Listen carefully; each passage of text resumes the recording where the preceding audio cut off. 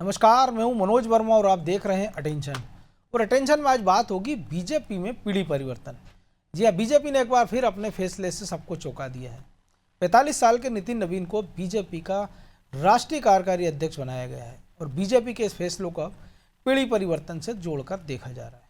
इधर कांग्रेस इस बदलाव पर तंज कस रही है, लेकिन अब सवाल ये है कि क्या पीढ़ी परिवर्तन का यह मॉडल अन्य प्रदेशों में भी दिखेगा और पीढ़ी परिवर्तन से बीजेपी को भविष्य की राजनीति में कितनी बढ़त मिलेगी। आज चर्चा इन्हीं सवालों के आसपास करेंगे, लेकिन उसके पहले रिपोर्ट देखिए।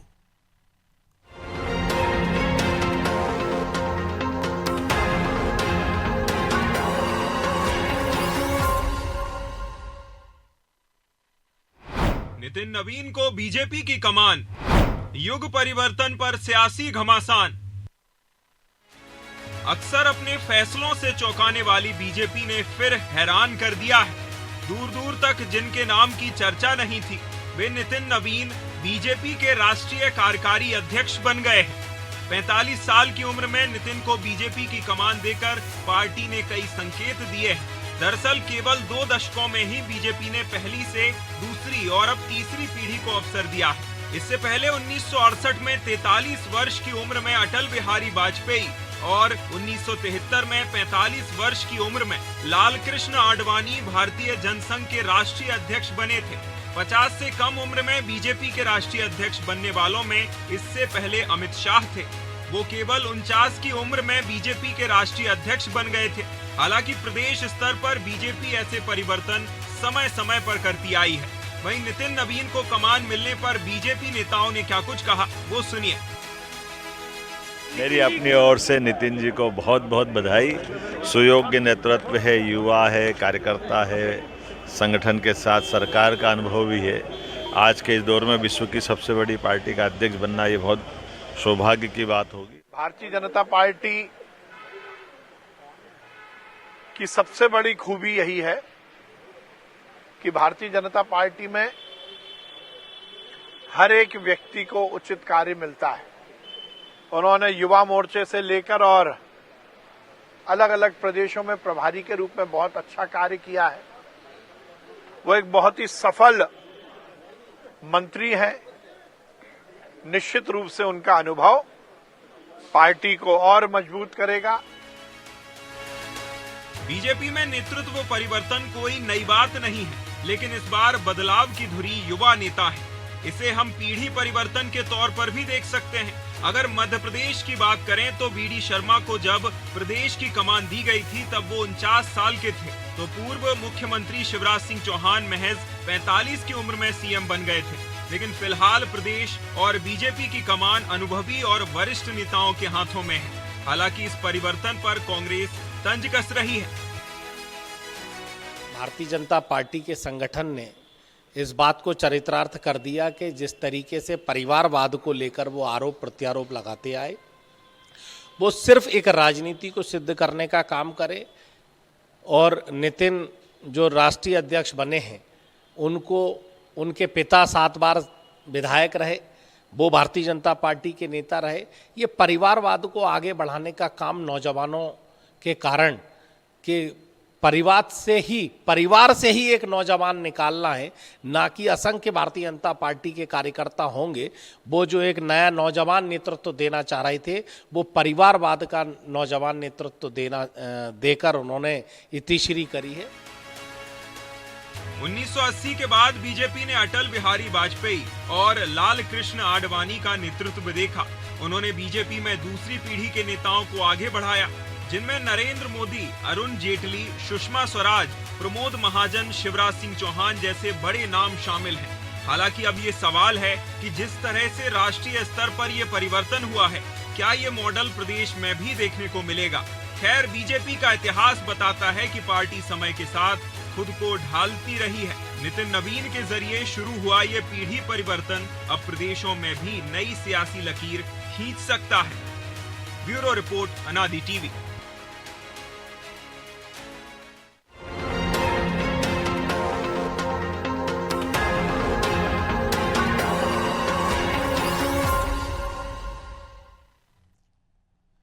इसी मुद्दे पर चर्चा करने के लिए हमारे साथ जुड़ गए हैं वरिष्ठ पत्रकार खिलावन चंद्राकर और हमारे सहयोगी ब्रजेश चौक से। वो स्वागत है खिलावन जी आपका। नमस्कार। बीजेपी में पीढ़ी परिवर्तन कोई नई बात नहीं है, लेकिन इतना बड़ा परिवर्तन शायद किसी को उम्मीद नहीं होगी, तो कैसे देखा जाए इस निर्णय को? मुझसे बात कर रहे हैं जी आप ही आप। जी देखिए, भाजपा में पीढ़ी परिवर्तन कोई नई बात नहीं है। लंबे समय से देखा गया है कि नए लोगों को, युवा लोगों को मौका दिया जाता है, और जनसंघ के पहले भी ऐसा हुआ था, और जनसंघ के बाद जब भारतीय जनता पार्टी का गठन हुआ 80 में, तब उसके बाद भी ऐसा देखने में लगातार आया है।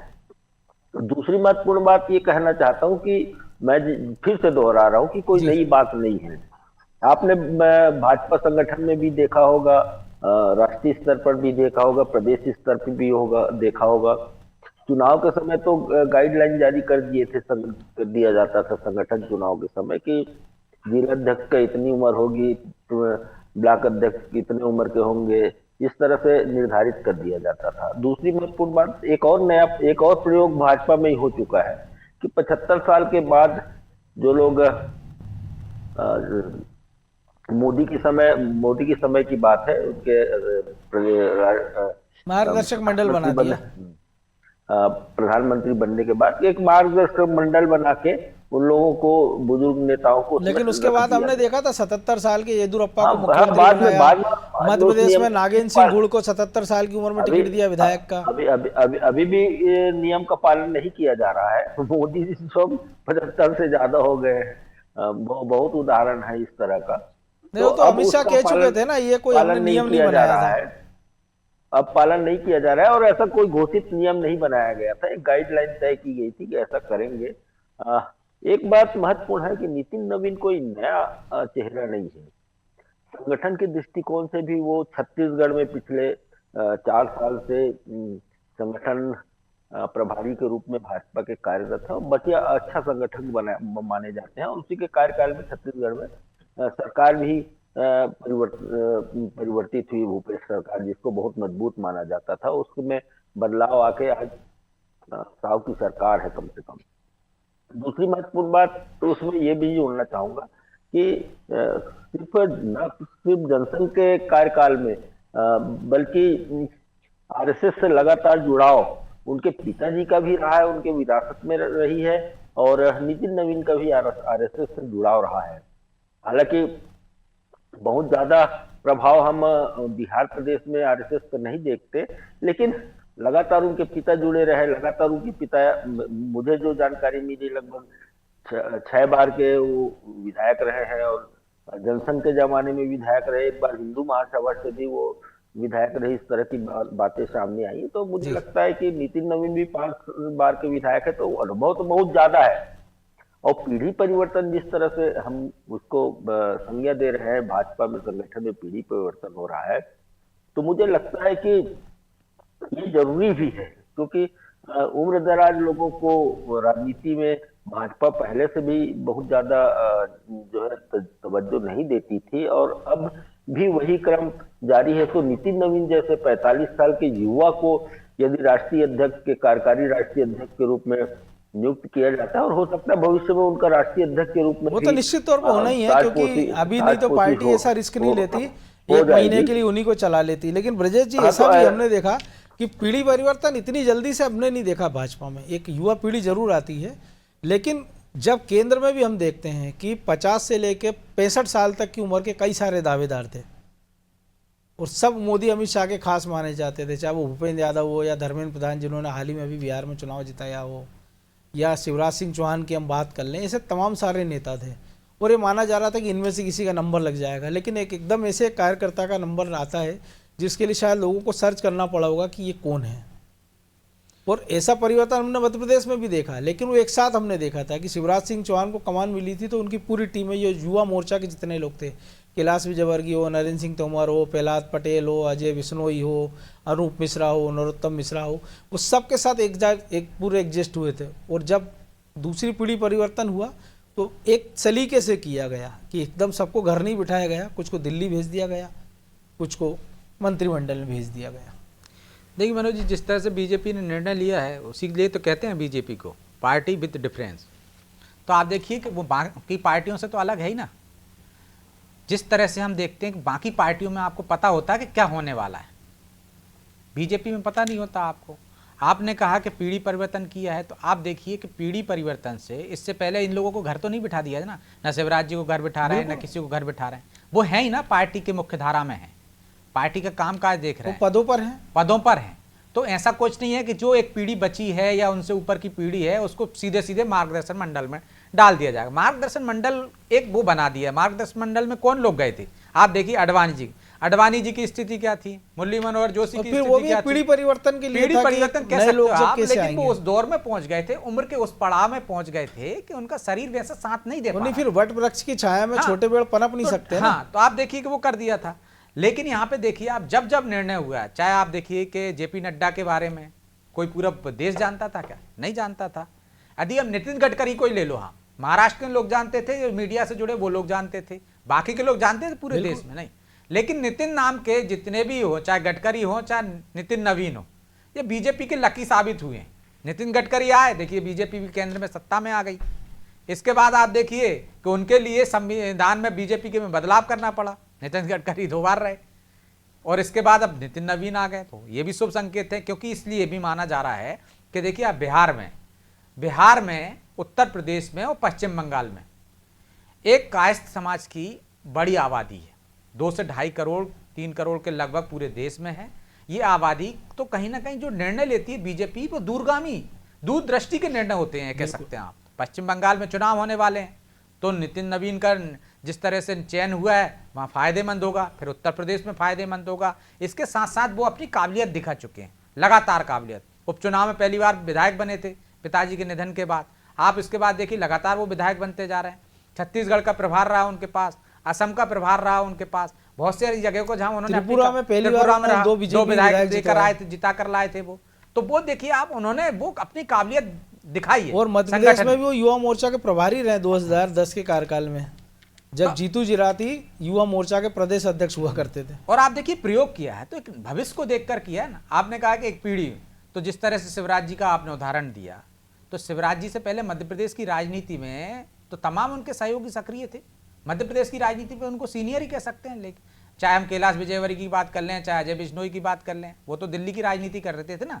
इसके बावजूद आप यदि वहां पे एडजस्ट किया, तो इसके बाद जब पूरी युवा टीम को कहां लेकर आए, बीडी शर्मा के नेतृत्व में एक प्रयोग राज्य में किया उन्होंने, अब एक प्रयोग पूरे देश में कर दिया उन्होंने, नई पीढ़ी को खड़ा कर दिया। 45 के यूथ पूरे देश में अभी हमने देखा ना, मध्य प्रदेश के मुख्यमंत्री हो, राजस्थान के मुख्यमंत्री हो, हरियाणा के मुख्यमंत्री हो, महाराष्ट्र के मुख्यमंत्री हो, सब युवा। और आप देखिए वीडियो देख रहे थे आप, तस्वीरें देखिए कि पार्टी में यही तो काबिलियत है कि यदि वहां जूनियर भी कुर्सी पर बैठ जाएगा तो उसका वैसा ही सम्मान होता। आप देखिए तमाम सीनियर नेता किस तरह से उनका सम्मान कर रहे हैं, उनके निर्देशों का पालन कर रहे हैं। बीडी शर्मा को हमने देखा, उनके निर्देशों को सबने पालन किया, क्योंकि कुर्सी का महत्व है वहां पे। वो जूनियर सीनियर नहीं देखते हैं। यदि उस कुर्सी पे कोई बैठ गया, आज हेमंत खंडेलवाल जी को देख लीजिए, उनसे तमाम लोग सीनियर है ना, लेकिन वो लाकर तलब करते हैं, वो दिशा निर्देश देते हैं, उसका पालन पार्टी के तमाम कार्यकर्ता करते हैं। ये पार्टी की खासियत है। यदि नितिन नवीन को वहां बिठा दिया है तो आप देखिए कि वहां उनके जो अधीनस्थ होंगे, जो उनकी टीम में होंगे, वो उनसे सीनियर भी हो सकते हैं, वो सीनियर भी रहेंगे, तो लेकिन उन काम में कोई फर्क नहीं पड़ेगा। आप देखिए चाहे शिवराज जी की कैबिनेट में भी हमने देखा, उनसे सीनियर नेता थे ना, बिल्कुल, चाहे बाबूलाल गौर जी को ले लीजिए, चाहे अन्य नेताओं को ले लीजिए, लेकिन उन्होंने जो कहा, उनका नेतृत्व में उनके काम किया कि नहीं किया। तो बीजेपी में ये खासियत है। तो बीजेपी में ऐसे कोई टकराव नहीं आने वाले, जैसे कि हम देखते हैं कांग्रेस में आ जाते हैं कि यदि आपने जूनियर को बना दिया अध्यक्ष, तो जो सीनियर का अहम टकराने लगता है। वो कहते हैं साहब मीटिंग की हमको सूचना नहीं देते हैं, भरी सभा में आपत्ति दर्ज करा देते हैं कि हमको एजेंडा नहीं मिल रहा है, हमसे बातचीत नहीं होती है, हमें बताया नहीं जाता है। तो ये सब चीजें होती हैं कांग्रेस में, बीजेपी में नहीं होती। और पीढ़ी परिवर्तन से निश्चित तौर पर बीजेपी को फायदा होगा। एक पीढ़ी उनके पास जो मजबूत है, जो हम देख रहे हैं मोदी के बाद की पीढ़ी है, जिसको हम शिवराज सिंह चौहान और बाकी के लोगों की पीढ़ी कह सकते हैं, वो वैसे ही अपने आप में मजबूत है। उनको किसी पद की जरूरत नहीं है। शिवराज जी यदि आप पूरे देश में घुमाएंगे उनको, तो क्या वो अध्यक्ष होकर ही उतना पार्टी को लाभ दे पाएंगे? वो वैसे भी पार्टी को लाभ दे पाएंगे। उनको भी बनाया था ना आपने, देखो प्रभारी बनाया था। बिल्कुल। तो आप वो तमाम उपयोग, हर व्यक्ति का पार्टी में किसका कैसा उपयोग करना है, ये बीजेपी बेहतर तरीके से जानती है। तो मुझे लगता है ये जो निर्णय हुआ है, ये देखकर हुआ है कि पश्चिम बंगाल में, बाकी की जगह अब ओबीसी का आपने प्रधानमंत्री है, राष्ट्रीय अध्यक्ष की बात करें आप और मुख्यमंत्रियों की बात करें तो वो जातीय संतुलन, क्षेत्रीय संतुलन, उन्होंने सब कुछ साधा है। अब बिहार में उनकी सरकार बनी है, एनडीए की सरकार, बिहार में पार्टी मजबूत होती जा रही है। तो नितिन नवीन के राष्ट्रीय अध्यक्ष बनने से बिहार में और मजबूती आएगी। अगली बार हो सकता है कि वो उनका टारगेट हो कि बिहार में हम एक अपने दम पर सरकार बनाए। तो ये रणनीति का हिस्सा, वो एक रणनीति के हिसाब से उन्होंने चयन किया है और इसलिए कह रहे हैं कि चौंकाने वाला निर्णय। बिल्कुल, लेकिन खिलावन जी बड़ा आश्चर्य होता है ना जब कांग्रेस कहती है कि परिवारवाद से आए, एक आदमी ने 5 बार विधायक बन के साबित किया, जो जिम्मेदारी मिली वो साबित किया है। वो पिता की छत्रछाया में राजनीति में नहीं आया, पिता के गुजर जाने के बाद पार्टी ने टिकट दिया था। और एक ऐसी पार्टी जो सबसे पुरानी पार्टी, लेकिन वो ऐसा लगता है कि एक वर्ल्ड रिकॉर्ड और बनाना चाह रही है कि दुनिया में सबसे बुजुर्ग अगर किसी राष्ट्रीय अध्यक्ष का नाम लिया जाए तो हमारी पार्टी का नाम लिया जाए कम से कम। देखिए, नई नितिन नवीन को लेकर के कांग्रेस भले ही परिवारवाद का आरोप लगा रही है, लेकिन नितिन नवीन राजनीति के योग्य आदमी अपने आप को सिद्ध कर चुके हैं। आज से लगभग 20 साल पहले वो अपने आप को सिद्ध कर चुके हैं, जब उनके पिता के निधन के बाद वो चुनाव लड़े थे। और उसके बाद 2-3 कार्यकाल समाप्त होने के बाद कई राज्यों में, अलग अलग राज्यों में वो प्रभारी रहे, संगठन प्रभारी। तो वो अपनी योग्यता को तो साबित कर चुके हैं। ऐसे में मुझे नहीं लगता कि परिवारवाद से निकला हुआ व्यक्ति कहा जाए। जिस तरह से हम कांग्रेस आरोप लगाती है मध्य प्रदेश भाजपा के अध्यक्ष को लेकर के कि वो परिवारवाद, उनके चुन्नी लाल जो उनके पिताजी सांसद रहे, फिर हेमंत और उनकी 2 पीढ़ी की राजनीति है ना। बिल्कुल, इससे पहले ये भी नहीं कि पीढ़ी दर पीढ़ी चले आ रहे हो। लेकिन अब उनका आरोप, कांग्रेस का आरोप बहुत सार्थक सिद्ध होता हुआ नजर नहीं आता और उन पर लगने वाले आरोप अब लगभग प्राय बंद हो चुके हैं। लेकिन नितिन नवीन को लेकर के बिल्कुल ही कांग्रेस के आरोप बहुत वाजिब नहीं लगते मुझे।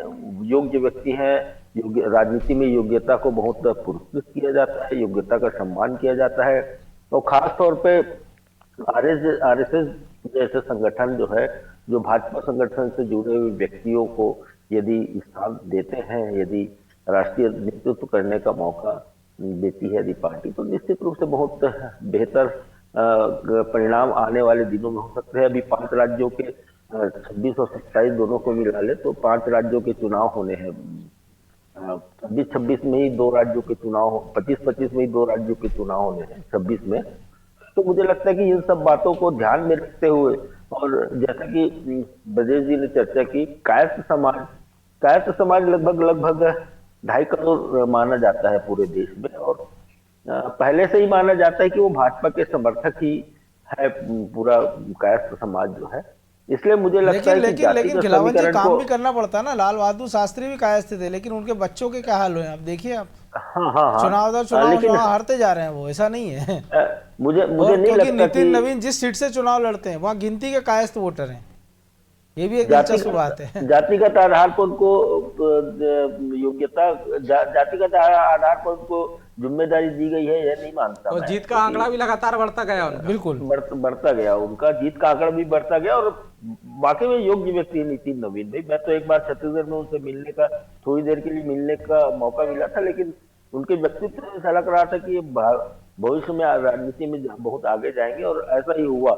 2 बार से मंत्री भी रहे वो, और इस बार तो लग रहा था मुझे कि उसको कोई महत्वपूर्ण जिम्मेदारी भी दे दी जाए, हो सकता है उप मुख्यमंत्री बना दिया जाए, ऐसा लग रहा था मुझे, लेकिन नहीं हुआ। और अंततः चुनाव के बाद, मंत्रिमंडल के गठन के बाद ये संगठन में बहुत बड़ी जिम्मेदारी उनको सौंपी गई। निश्चित रूप से भाजपा के लिए वो लाभ। लेकिन ब्रजेश जी, ऐसा नहीं लग रहा कि अब शायद हो सकता है कि मध्य प्रदेश छत्तीसगढ़ के युवाओं के जो नेता हैं, जो बेचारे किन्हीं कारणों से उम्मीदों में, तो उनके भी अच्छे दिन आ जाए? क्योंकि एक किस्सा मुझे बीजेपी के प्रदेश मंत्री रजनीश अग्रवाल ने ही बताया कि जब उनकी शादी हुई थी 2010 में, तब युवा मोर्चा के प्रभारी थे, और उन्होंने कहा था कि आपको मुझे शादी में आना, मुझे घोड़े पर आपको बिठाना। तो राष्ट्रीय प्रभारी होने के बावजूद वो आए और अपना कमिटमेंट निभाया। तो इसी कमिटमेंट की जो कार्यकर्ताओं के प्रति लोग बताते हैं कि जब हम देखते हैं आज के दौर में कि एक विधायक से मिलना मुश्किल हो जाता है एक बार के से, वो 2 बार के मंत्री इसके बाद भी सहज सुलभ रहते हैं। शायद यही कनेक्टिविटी की जो पावर है जिसके कारण पार्टी ने उन पर दाव लगाया होगा। निश्चित तौर पर कार्यकर्ताओं से जुड़ाव, इसी को तो कहते हैं कि आप भाई कार्यकर्ताओं के साथ कैसा आपका व्यवहार होता है। यदि आपके टीम को आप परिवार की तरह मानते हैं, आप अपने कार्यकर्ताओं को, पार्टी के वर्करों को आप अपने परिवार की तरह मानते हैं, तो निश्चित तौर पर इसका फायदा होता है। जब आप अपने क्षेत्र में लगातार लोकप्रिय होते जा रहे हैं, आप अपनी काम की बदौलत अपनी छाप छोड़ते जा रहे हैं। आप देखिए जब वो लगातार मंत्रिमंडल में रहे, अपनी काम की बदौलत छोड़ी। यदि वो अपनी टीम को साथ लेकर चल उनके रहे बारे हैं, में कहा जाता है वो बिहार के नितिन गडकरी हैं, नितिन कि उन्होंने गडकरी गांव-गांव तक सड़कों का जाल बिछा दिया। तो आप देखिए हर क्षेत्र में उन्होंने दिखाया है और इससे एक तरह से साबित होता है। और जो यहाँ भी रजनीश उन्होंने अग्रवाल 2 की लाख शादी में आए आदिवासियों हैं, का आंदोलन किया था झाबुआ में, उसके बाद कांतिलाल भूरिया चुनाव हार गए थे। तो आप देखिए कि वो जो उनकी रणनीति, उनकी सोच और उनका मतलब कार्यकर्ताओं से जो संबंध होता है, परिवार जैसा संबंध, वो अपना बना लेते हैं। तो आप सोचिए कि जो अपना बना लेता है, कोई जरूरी नहीं है कि वो सब लोगों को अपनी टीम में लेंगे। निश्चित तौर पर युवा टीम होगी, लेकिन जो मैंने पहले भी कहा है कि बाकी के लोगों को दरकिनार नहीं किया जा सकता। बिल्कुल सवाल ही वो नहीं था। सबसे जुड़ाव रखते हैं और जितने कार्यकर्ताओं से इनका जो जुड़ाव होता है, आत्मीयता रहती है, उसी कारण तो उनके फॉलोअर्स लगातार बढ़ते जा रहे हैं। उसी कारण तो पार्टी ने उनका चयन किया है कि भाई एक ऐसा व्यक्ति हम ला रहे हैं जो कार्यकर्ता और बीच की जो खाई है ना, उसको पाट देता है। कि मतलब जो शीर्ष नेता होने के बावजूद वो आप एक कार्यकर्ता से वैसे ही मिलेगा कि जैसे सामान्य तौर पर सामान्य आदमी मिलता है, एक कार्यकर्ता के भाव से। जो पार्टी की एक मंशा रहती है कि मैं भी कार्यकर्ता, आप भी कार्यकर्ता, प्रधानमंत्री कहते हैं कि मैं भी कार्यकर्ता हूं। तो जो पार्टी में जो नेता में अहम ना हो, एक ईगो ना हो, ऐसा अध्यक्ष मिल जाए तो निश्चित तौर पर कार्यकर्ताओं में जोश मिलेगा। आप देखिए शिवराज सिंह चौहान की खासियत थी, वो लोगों के बीच में जाते थे। आप उनको रोक लीजिए, किसी को रोक, लोकप्रिय रहे ना वो। तो ये लोकप्रियता का एक पैमाना भी रहता है मनोज जी, कि आप लोगों से किस तरीके से मिल रहे हैं, किस तरह से उनके साथ व्यवहार कर रहे हैं। ये राजनीति में एक अच्छा गुण माना जाता है। यदि एक ऐसा व्यक्ति है तो आप देखिए ऊपर से लेकर नीचे तक सब लोग उनसे जुड़ेंगे, उसका फायदा पार्टी को मिलेगा। यदि वो किसी राज्य में उनने प्रभारी रहे हैं तो राज्य के लोग उनको अपना मान रहे हैं, उनकी तारीफ कर रहे हैं। यदि वो युवा मोर्चा में रहे हैं तो आप देखिए मध्य प्रदेश से लेकर तमाम राज्यों के पदाधिकारी उनकी टीम में रहे होंगे, लेकिन सबके साथ उन्होंने समान व्यवहार किया ना।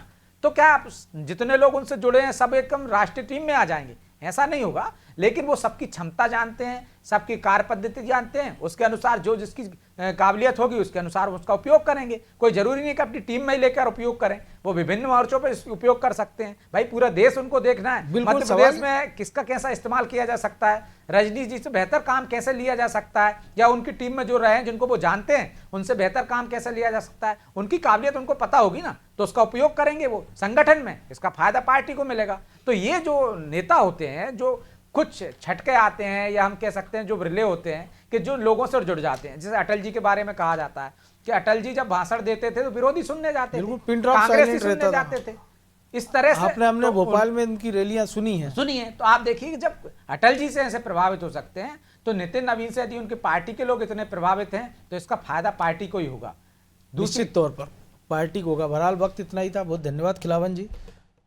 तो बीजेपी में पीढ़ी परिवर्तन, किसी को उम्मीद नहीं थी कि पीढ़ी परिवर्तन इतनी जल्दी हो जाएगा। लोग उम्मीद लगाए बैठे थे कि हो सकता है कि 55-60 साल 65 साल का कोई नेता अध्यक्ष बन जाएगा और अगले एक आधे चुनाव तक वो कमान संभालेगा। लेकिन पार्टी ने अपना संकेत दे दिया है कि वो ऐसे तीसरी पीढ़ी के नेताओं की तरफ बढ़ रही है, क्योंकि पहली पीढ़ी में तो बीजेपी के पास अभी वैकेंसी खाली है नहीं।